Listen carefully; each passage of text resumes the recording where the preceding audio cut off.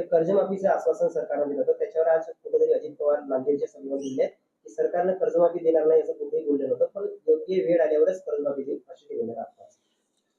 असं आहे, निवडणुका आल्या की यांच्या जिभा पलटतात.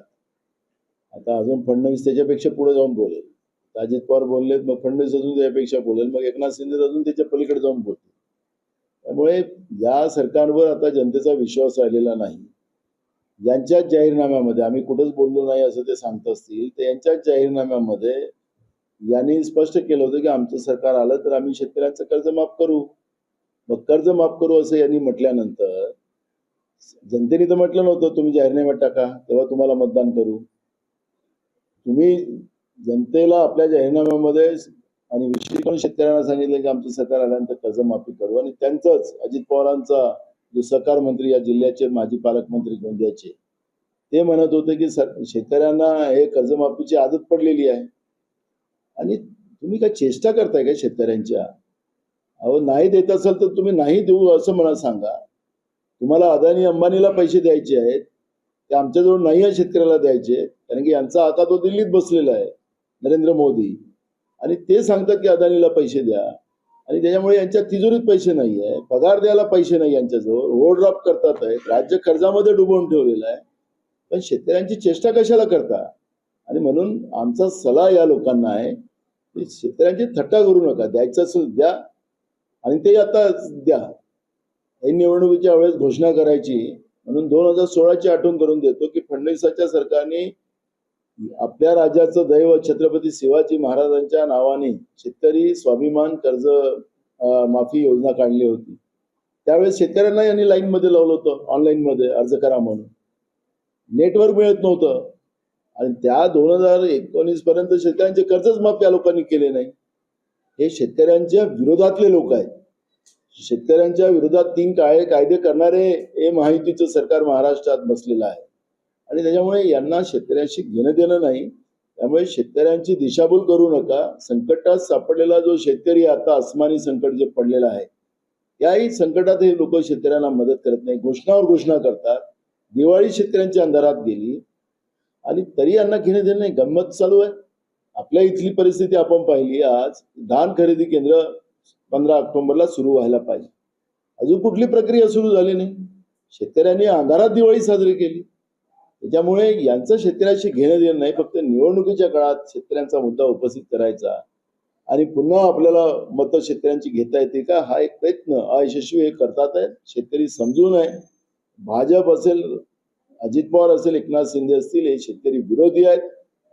त्याच्यामुळे यावेळी शेतकऱ्यांची मतं यांना मिळणार नाही. यांना धडा शिकवण्याचा संकल्प सगळ्यांनी घेतलेला आहे.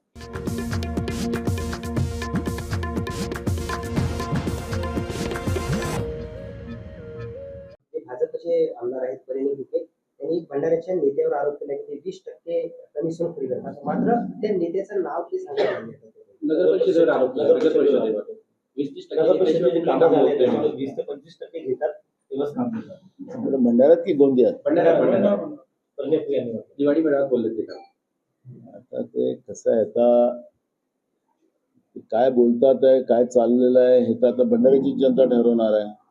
सत्तेत हेच होते, जे खासदार होते यांचे विद्यमान तेच तिथले नगराध्यक्ष होते आणि आता ते प्रशासक झाल्यानंतर आता तिथं शिवसेनेचे आमदार आहे. आता कोण कमिशन खात आहे, कोणाला भेटत नाही आहे वाटा, तर त्याचं आता एक जंत्री आम्ही काढून ठेवलेली आहे. आता त्यांना त्यांचं करू दे, काय काय प्रचार करतात आहेत. पण मला असं वाटतं की भ्रष्टाचारामध्ये लुप्त असलेलं हे महायुतीचं सरकार आहे. गावापासून तर राज्यापर्यंत लूट जनतेची कशी करायची याच्यावर या लोकांचं काम चाललेलं आहे आणि त्याच्यामुळे हे एकमेकावरच आता भ्रष्टाचाराचे आरोप करतील हे त्याच्यातून स्पष्ट होतं. त्याच्यावरून काँग्रेसने देखील काही भूमिका मांडली तरी आणि काही लोकांनी भूमिका मांडली की राष्ट्रीय स्वयंसेवक संघावर बंदी घालण्यात आली पाहिजे.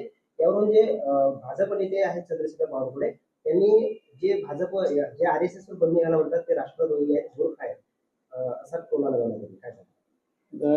कसं आहे, ते मंत्री झाले त्यांना शिंग फुटले असतील मला माहिती नाही, पण ज्यावेळेस या देशाला स्वातंत्र्य मिळालं, स्वातंत्र्याच्या नंतर जे काही ऍक्टिव्हिटीज RSSच्या राहिल्या त्यावेळेचे तत्कालीन गृहमंत्री सरदार वल्लभभाई पटेल, ज्यांना आपण लोहपुरुष म्हणतो, तो ज्यांनी या देशाच्या जडणघडणीला आणि देशाला एकतेमध्ये आणण्यासाठी जो काही प्रयत्न केलेला आहे, निजामाचं राज्य सुद्धा स्वातंत्र्याच्या प्राप्तीनंतर ते भारतात नव्हतं, भारताच्या बाहेर राहायचा त्यांचा प्रयत्न होता.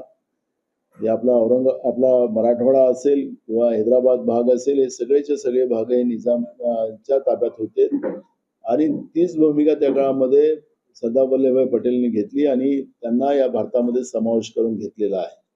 त्यामुळे अशा सशक्त व्यक्तींनी त्या काळात सरदार वल्लभभाई पटेलनी म्हटलं होतं की RSS वर बंदी घातली पाहिजे.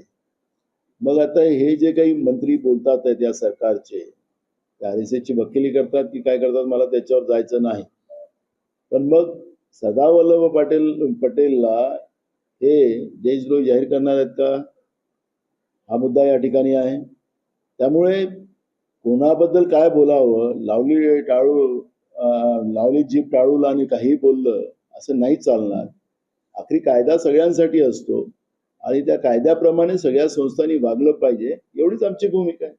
युतीच्या संदर्भात अनेक वक्तव्य समोर येताना दिसत आहेत. महाविकास आघाडी म्हणून सर्व घटक पक्ष एकत्र लढणार आहेत. बघा, आमचं बोलणं चाललेलं आहे. स्थानिक पातळीच्या कार्यकर्त्यांना जे काही मत असेल त्या मताप्रमाणे हा निर्णय घेतला जाणार आहे. जिथं कार्यकर्त्यांना वाटलं की आम्ही स्वबळावर लढू शकतो तिथं ते लढतील. काही ठिकाणी ज्या त्या परिस्थितीत जिथं ज्या जिल्ह्यामध्ये ज्या नगरपालिकेमध्ये जी स्थिती राहील त्या स्थितीप्रमाणे निर्णय घेतले जातील. स्थानिक कार्यकर्त्यांना आणि नेत्यांना विश्वासात घेऊन त्या पद्धतीचा निर्णय घेतला जाईल. अलीकडे राष्ट्रीय स्वयंसेवक सेवा संघाला 100 वर्ष पूर्ण झाली.